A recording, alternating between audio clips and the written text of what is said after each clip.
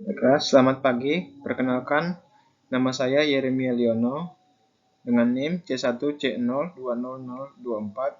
Saya dari Prodi Akuntansi dari Universitas Jambi. Saya akan mempresentasikan mengenai aspek keperilakuan pada perencanaan laba dan penganggaran. Simak terus videonya ya.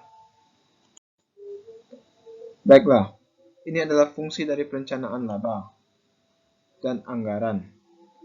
Anggaran merupakan hasil akhir dari proses perencanaan perusahaan sebagai hasil negosiasi antara anggota organisasi yang dominan. Anggaran mencerminkan konsensus organisasi tentang tujuan operasional masa depan.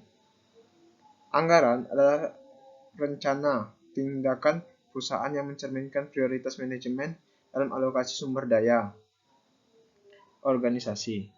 Anggaran menunjukkan bagaimana fungsi berbagai subunit organisasi bekerja untuk mencapai tujuan perusahaan secara keseluruhan. Yang ketiga, fungsi dari anggaran yaitu anggaran bertindak sebagai alat komunikasi internal yang menghubungkan berbagai departemen atau organisasi satu sama lain dan dengan manajemen puncak. Aliran informasi dari departemen ke departemen membantu untuk mengkoordinasikan dan memfasilitasi kegiatan seluruh organisasi. Dengan menetapkan tujuan dengan kriteria kinerja yang terukur, anggaran menjadi tolak ukur untuk membandingkan hasil operasional yang sebenarnya.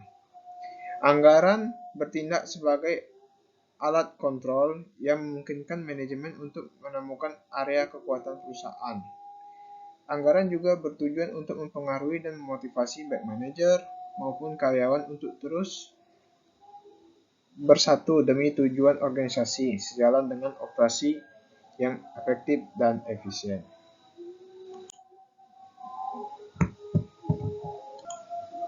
Baiklah, ini adalah pandangan perilaku terhadap proses penyusunan anggaran. Yang pertama, tahap penetapan tujuan. Aktivitas perencanaan dimulai dengan menerjemahkan tujuan organisasi yang luas ke dalam tujuan-tujuan aktivitas yang khusus. Untuk menyusun rencana yang realistis dan menciptakan anggaran yang praktis. Interaksi yang ekstensif diperlukan antara manajer lini dan manajer staf organisasi. Dalam suatu perusahaan, direktur perencanaan memainkan peran kunci dalam proses manusia dari penyusunan anggaran ini. Yang kedua yaitu tahap implementasi. Pada tahap implementasi, rencana formal tersebut digunakan untuk mengkomunikasikan tujuan dan strategi organisasi, serta untuk memotivasi orang secara positif dalam organisasi. Hal ini dicapai dengan menyediakan target kinerja terinci bagi mereka yang bertanggung jawab untuk mengambil tindakan agar rencana tersebut berhasil. C. Tahap pengendalian dan evaluasi kinerja. Setelah anggaran diimplementasikan, maka anggaran tersebut berfungsi sebagai elemen kunci dalam sistem pengendalian. Anggaran menjadi tolak ukur terhadap mana kinerja aktual dibandingkan dengan fungsi sebagai suatu dasar untuk melakukan manajemen berdasarkan pengecualian. Sebenarnya, untuk menjaga efisiensi dalam operasi baik kinerja di atas tanah maupun bawah harus diakui dan diinvestigasi. Konsekuensi disfungsional dari proses penyusunan anggaran. Anggaran hanya mengkonfirmasikan apa yang telah diketahui. Rasa tidak percaya suatu anggaran terdiri atas seperangkat tujuan-tujuan tertentu. Walaupun anggaran tersebut dapat disesuaikan untuk kejadian-kejadian yang tidak diantisipasi, anggaran menampilkan kesan infleksibilitas. Anggaran merupakan suatu sumber tekanan yang dapat menimbulkan rasa tidak percaya, rasa permusuhan, dan mengarah pada kinerja yang menurun. Alasan dari rasa tidak percaya ini didasarkan pada keyakinan penyedia. Pertama, anggaran cenderung untuk terlalu menyederhanakan atau mendistorsi situasi real dan gagal untuk memungkinkan masuknya variasi dalam faktor-faktor eksternal. Anggaran mencerminkan variabel-variabel kualitatif seperti pengetahuan mengenai tenaga, kualitas, bahan baku, dan efisiensi mesin secara tidak mencukupi. Resistensi. Walaupun anggaran telah digunakan secara luas dan manfaatnya sangat didukung, anggaran masih ditolak oleh berapa banyak partisipan dalam suatu organisasi. Salah satu utama yaitu adalah bahwa anggaran menandai dan membawa perubahan sehingga merupakan suatu ancaman terhadap status quo. Konflik internal. Anggaran memerlukan antara orang-orang pada berbagai tingkatan organisasi yang berbeda. Konflik internal dapat berkembang sebagai akibat dari interaksi ini, atau sebagai akibat dari laporan kinerja yang membandingkan suatu departemen dengan departemen lainnya. D. Efek samping dari yang tidak diinginkan. Anggaran barangkali menghasilkan pengaruh lain yang tidak diinginkan. Salah satunya dari hal ini adalah terbentuknya kelompok-kelompok informal yang kecil yang bekerja menentang tujuan dari anggaran.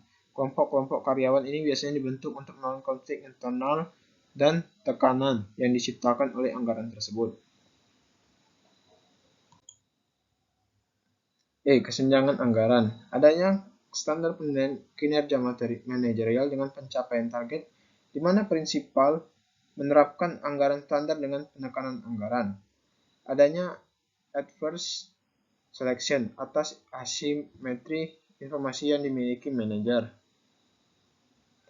Yang ketiga, moral hazard, di mana dengan sengaja manajer bertindak tanpa sepengetahuan pemegang saham atau pemilik dari perusahaan. Namanya partisipasi memberikan peluang terjadinya moral hazard, sehingga para aktor penyusun anggaran menggunakan discretionary power-nya demi kepentingan pribadi dan kelompoknya.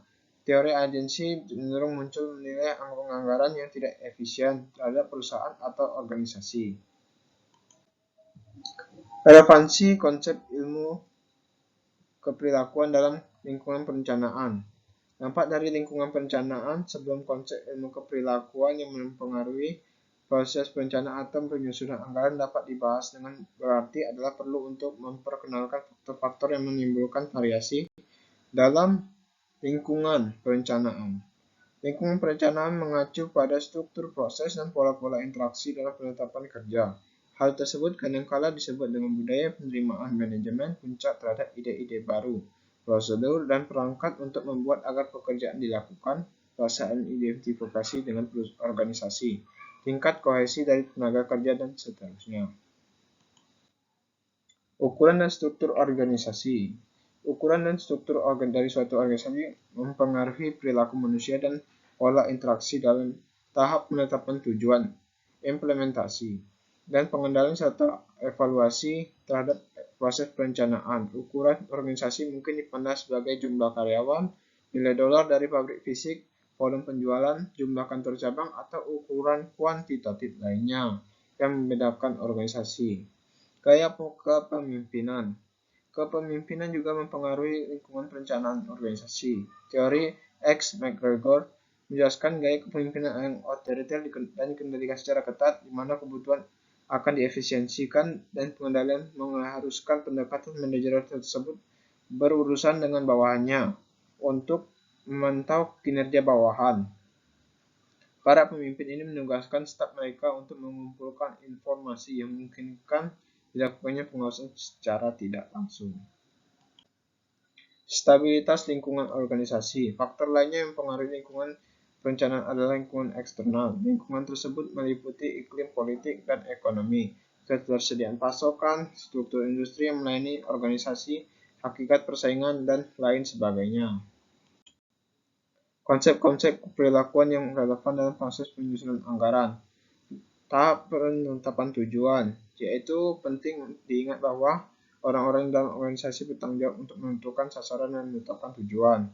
Yang kedua, keselarasan tujuan. Masalah utama yang dijumpai dalam tahap penetapan tujuan adalah mencapai suatu tingkat keselarasan tujuan atau kompatibilitas yang mungkin di antara tujuan-tujuan organisasi dan anggota yang berpartisipasi.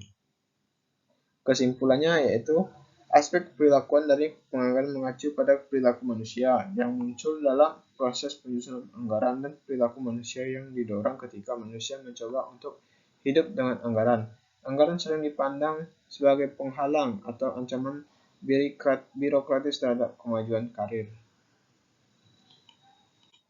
Baiklah, sekian presentasi dari saya. Lebih dan kurang saya mohon maaf. Akhir kata, Saya ucapkan terima kasih telah menonton.